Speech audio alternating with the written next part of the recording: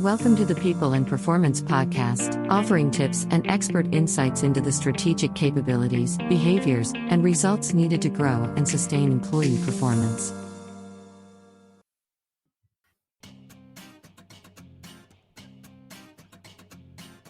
The HR Management Institute Canada Conference happens at the JW Marriott Park in beautiful Vancouver, British Columbia, from the 6th to the 8th of November 2022.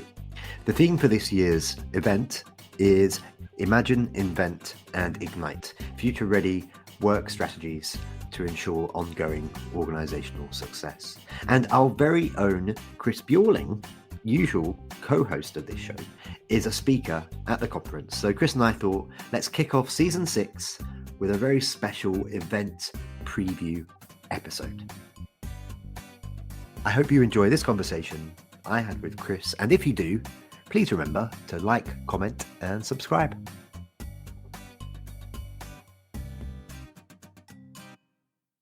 Chris, it's my pleasure to have you on as a guest on the People and Performance podcast today.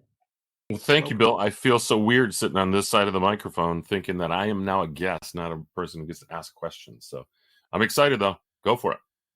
Okay, he says he's excited, but there should be a bit of nervousness in there because I'm going to throw the hard-hitting questions at Chris today. Hey, Chris, for first-time listeners, why don't you just take 30 to 60 seconds and introduce yourself? Excellent. My name is Chris Bjorling. I am the founder of Fidello Inc., and we are a consulting and technology company that has produced results for organizations since the late 1980s. We do custom work for all things HR. So whether it's process or whether it's tools or whether it's integrating different systems together through tool and different tool usage to make a customer experience better or a user experience better. That's the kind of stuff that we do. And I've been doing this a long time, lots of organizations, big, small, well-known, unknown. And it's just been it's a pure pleasure. And what's been even more of a pleasure has been starting our People and Performance podcast with Bill here. That has been so fun to have different guests on from different areas, from different companies, hear their successes, hear their thoughts. It's just been brilliant for us. So I appreciate it. So that's me. Thank you very much. Yeah, it's been a lovely journey so far on the People and Performance podcast, listeners. We've published loads of episodes by this point. So this is the first episode of season 6, and there are dozens and dozens of episodes with awesome thought leaders in the world of HR, performance, talent, and leadership. So do check out other episodes, please. But as I mentioned in the introduction, this episode today is going to focus on an event which is happening in beautiful British Columbia this weekend. So we're recording this on Friday, the 4th of November, and it's going to go live later today or tomorrow in the build up to the event. The event, as I mentioned in the intro, is called the HR Management Institute Canada Conference. Chris, tell our listeners all about the conference. Yeah, this is a conference that I've contributed at for the last several years. Even through COVID, we had an online presence for at least one of them, so that it was there that I was in. But the conference it moves back and forth in Canada from east side to the west side. So usually north of Toronto. Last year we were in Ottawa. And then now this year we're back in Vancouver, which is gorgeous. And I can't wait to get on a plane and get out there and see it. But the conference is really and has historically been one that I've enjoyed because it has up-to-date topics. It's very fresh. It's very focused on providing pieces of information and having different speakers, both vendors like myself that might be there and to talk about successes we've had with other companies, but also the organizations themselves that have done something really wonderful inside there. And they get the chance to brag about it and show about it and talk about it, because it's eye-opening to a lot of the participants. When they come, they just see these fresh ideas, and it gives the participants that are showing up to the conference that just a different perspective and a take of some things that they might want to try in their own organizations with them, and see how the success goes there.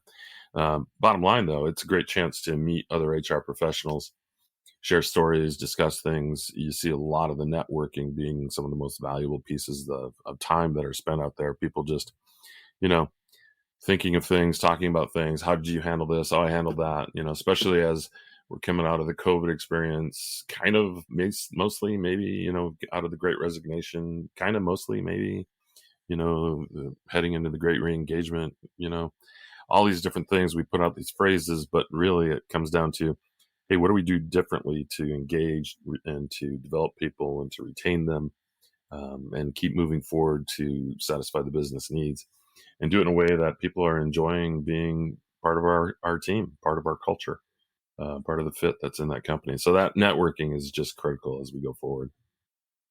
Okay, wonderful. That was a good overview, Chris. It sounds like you've done that before.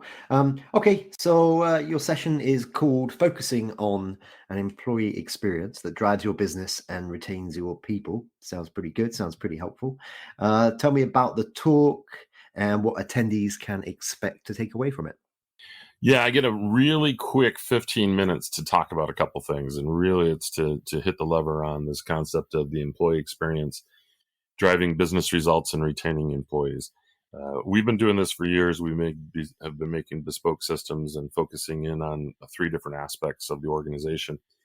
Those aspects of the organization include the strategy of the organization, what the organization is trying to achieve long term, where they're going, what are the process steps in between, what are the business results that need to be achieved in doing so. We talk about then the culture of the organization. What's the culture allow us to do, not allow us to do, put things in perspective along those lines. And then lastly, we look at what's the maturity of the organization, and how does that organization, are they ready to do different things?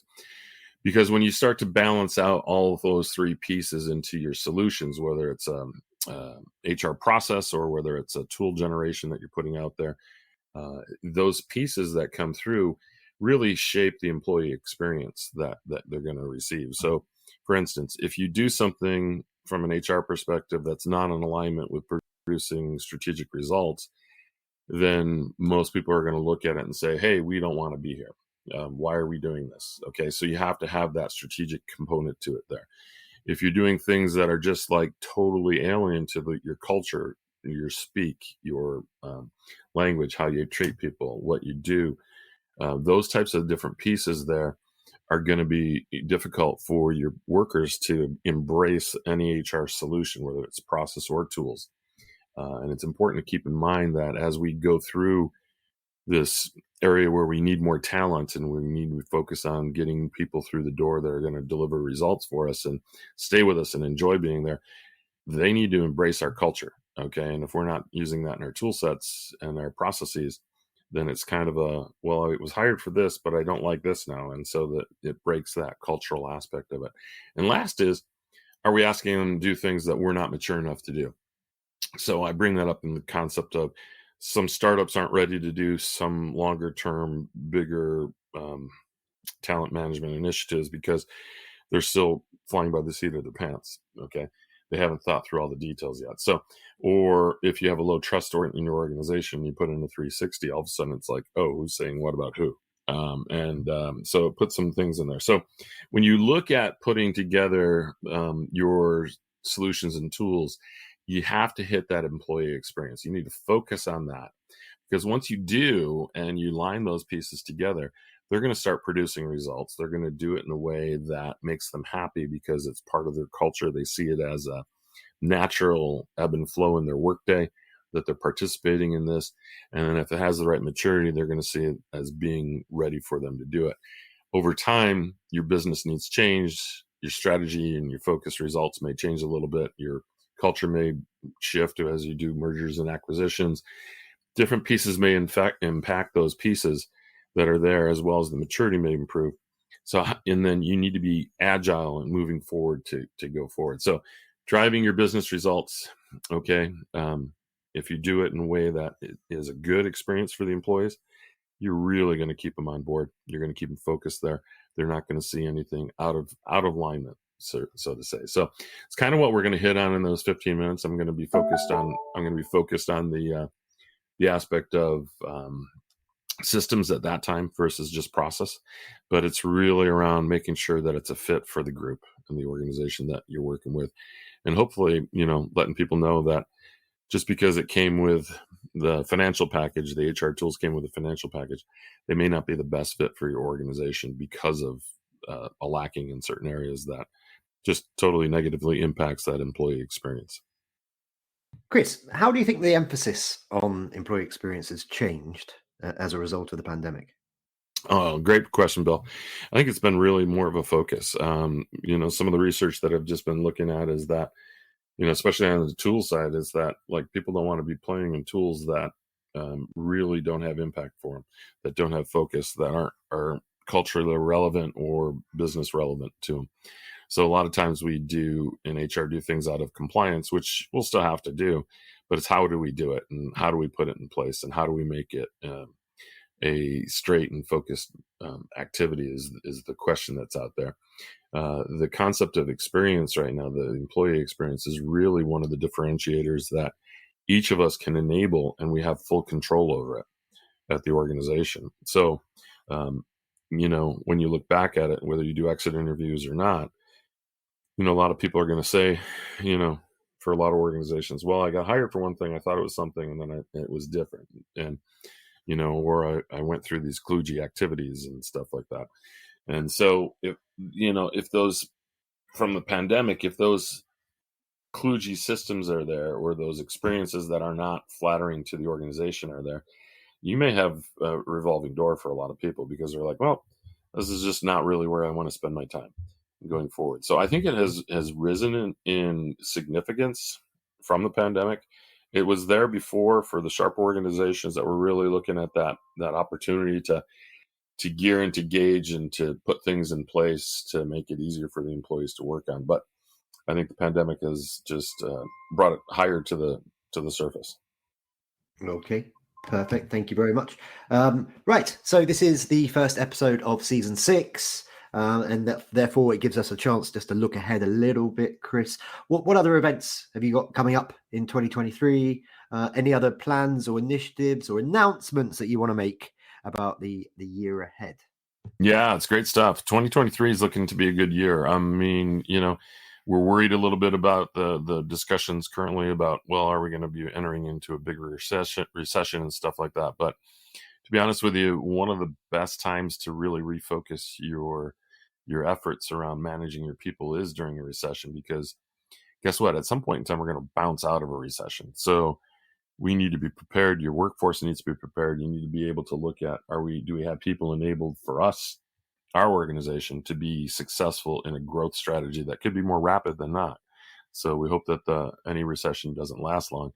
So that's why I'm looking forward to 2023 as being optimistic in that view and saying, hey, it's a good time. So with that, I've got a couple conferences that I'll be speaking at. I will be speaking at another HRMI one, but it'll be a US-based one on the East Coast in February. And then I've got a couple more coming up through the year. You'll hear more about that as we go forward, I hope, along those lines. Had the pleasure this last year of accompanying Bill down to SHRM. We didn't present, but we were able to move around and gather and glean a lot of great information from not only vendors, but also just to hear some of the speakers and brilliant things that they've had. So we're going to be able to integrate some of them into some of our seasons moving forward here as well. And so we hope to go back to SHRM again next year and to look for great opportunities for some people to express their strengths, their skills, their lifelong passion into our podcast here. But next year, we're looking at some great people. We've got people coming in from UPS. We've got them from Bridgestone. We just did one of our sessions the other day with a great thought leader on disrupting yourself. She has a podcast too. You'll hear more about that. She was a great talent that we had on with us that was there. We're going to have a managing director from Accenture with us. So, and some other people that are really going to be really good. So we're excited to have this caliber of individual come into our People and Performance podcast. And again, if you can take these 15, 20 minutes and just listen to some of these ideas, maybe it's going to spur you into thinking about something differently, or reaching out to our guest and contacting them and getting to know more about what they offer or what their thoughts are, or, buying their book and trying to get your own life lessons out of what they presented. So I'm excited as we move forward, Bill. Me too, me too. And the awesome leader that Chris mentioned there is Whitney Johnson. Whitney is going to be our guest on episode 2 of season 6. This is episode 1 of season 6. So that'll be coming up very, very soon. And it's a pretty good conversation. Whitney's a very impressive person. She has like nearly 2 million followers on LinkedIn. That's how much people respect and follow her. Chris, before we wrap up, how can our listeners connect with and learn more about you and about Fidelo? Excellent. So you can go to fidelo.com, FIDELLO.com, and see all the different offerings that we offer and some of the experiences that we've had along the way. It's, it's our obligatory website, but it's out there for you to take a look at, just to see some of the depth of experiences we have and the abilities that we have to move forward. So that's a fun one. Or, connect with me on LinkedIn. That's kind of where we launch our podcast. Every time we launch it, it's through LinkedIn, as well as other services too, but it's kind of a primary one. So feel free to reach out to me on the LinkedIn account there as well. But love to connect if you're listening and want to connect and know more, or even just talk. It's always good. Thank you. Perfect. Well, that just leaves me for today to say, Chris, thanks very much for sitting that side of the table today. I look forward to our coming episodes where you and I are both back on the same side of the table and we're grilling somebody else. But for now, thanks very much for being my guest. Thank you, Bill. And I look forward to being on the other side of the table as well. So thank you, sir. Thank you for listening to this episode of the People and Performance Podcast. Follow us on social media and remember to subscribe.